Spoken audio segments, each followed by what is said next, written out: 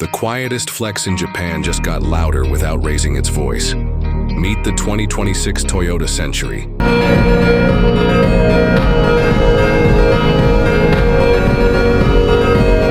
The flagship built for people who get chauffeured and the few who prefer to drive themselves.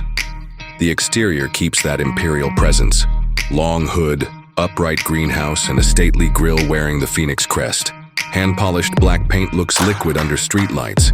The lighting signatures are razor clean, and the body sits on elegant multi-spoke wheels with just enough sidewall for a cloud-soft ride. Details matter here. Acoustic glass, soft close doors, tight panel gaps.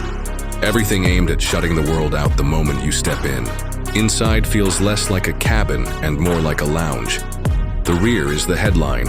2 executive chairs that recline deeply with powered ottomans, heat, vent, massage, a chilled console, fold-out tables, and individual screens for work or quiet. Materials are old world and intentional. Semi-aniline leather or traditional wool. Real wood veneers, thick carpets, metal switchgear. Up front, a clean digital cluster and a wide center display run discrete tech. Premium audio, seamless smartphone integration, and a driver assist suite that stays out of the way. Whisper isolation, velvet ride, and a steering feel tuned for smooth hands. This is a car that arrives already calm.